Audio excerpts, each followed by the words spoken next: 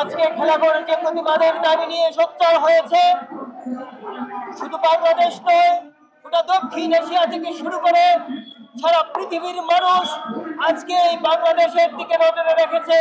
শুধু একটি কারণ, একটি অমানবিক পরিস্থিতি তৈরি হয়েছে এই বাংলাদেশে, যেখানে আমাদের কন্যা শিশুরা নিরাপদ নয়। আজকে যখন আমরা রাস্তায় দাঁড়িয়েছি, তখন জাতিসংঘের মহাসচিব বাংলাদেশে অবস্থান করছে।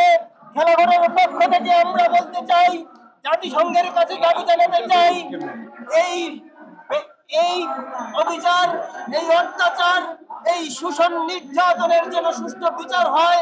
আশা করি জাতিসংঘের মহাসচিব মাননীয় প্রধান উপদেষ্টাকে সেই নির্দেশনা দিয়ে যাবেন, যেন আগামী 1 সপ্তাহের মধ্যে এই নির্যাতনের, এই পাশবিকতার সুষ্ঠু একটি বিচার হয়। আমরা ইতিমধ্যে একটি বোনকে হারিয়েছি, তাকে পাশবিক নির্যাতন করে তাকে হত্যা করা হয়েছে। এর মধ্যে সময়কালের এই সব ঘটনা, এত ঘটনা কখনো আমরা দেখিনি যে বাংলাদেশের বিভিন্ন জেলায় পাশবিক নির্যাতনের মাধ্যমে কন্যা শিশুদের উপর সাংঘাতিকভাবে হায়নারা ঝাঁপিয়ে পড়েছে। খেলাঘর তার তীব্র প্রতিবাদ জানায়। শিশু নির্যাতনের প্রতিবাদে আমাদের দেশে গত কিছুদিন থেকে যে ভয়াবহ আকারে শিশু নির্যাতন হচ্ছে এবং নারী নির্যাতন হচ্ছে, তার প্রতিবাদ জানাতে আমরা এখানে সমবেত হয়েছি। নিহত যে যারা জড়িত তাদেরকে আমরা দৃষ্টান্তমূলক শাস্তি দাবি করছি এবং আমরা এই শিশুদের, আজকে যারা আছে শিশুদের নিরাপত্তার জন্য আমরা সরকারের কাছে দাবি জানাই, তারা যেন আমাদের এই শিশুদের সুরক্ষা এবং জাতীয়তা, বাঙালির জাতীয়তাবোধের যে একটা রেখা আমাদের খেলাঘর আসর, আমরা শিশুদের সকল সময় তাদের সুরক্ষার জন্য আমরা দাবি জানাই এবং তাদের কাছে আমাদের অনুরোধ থাকবে যেন ভবিষ্যতে শিশুরা কোনো অন্যায় অত্যাচারের শিকার না হয়। আর প্রতিবাদ নয়, এবার ঘরে ঘরে প্রতিরোধ করে তুলতে হবে। খেলাঘর সেই প্রতিরোধের আহ্বান করছে।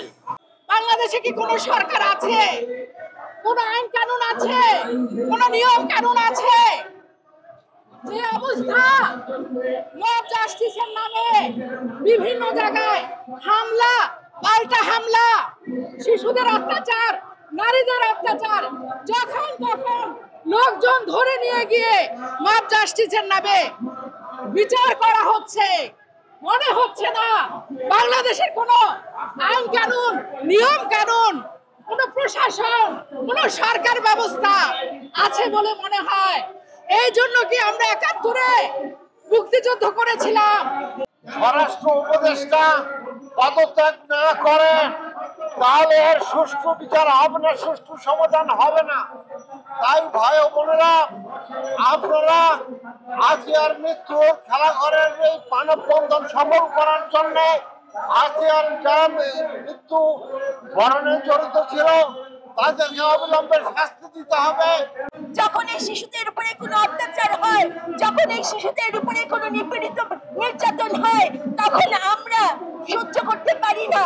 কারণ এই শিশুরা আমাদের ভবিষ্যৎ, এই শিশুরাই একদিন দেশ চালাবে, এই শিশুরাই একদিন এই দেশে সোনা ফলাবে। আর এই শিশুদের উপরে যদি অত্যাচার হয়, নিপীড়ন, নির্যাতন হয়, তাহলে এই শিশুরা আর এই বাংলাদেশের আলোকিত মানুষ হতে পারবে না। মাগুরার যে আসিয়া মৃত হলো বা ওর উপর যে অত্যাচারটা হলো, এর প্রতি আমাদের নিন্দুক জানাতে আসছি। আর ওর বিচার, ওর মারা যাওয়ার কারণে যার কারণে হয়েছে, যাদের কারণে হয়েছে তাদের দৃষ্টান্ত শাস্তি চাওয়ার জন্য আসছি।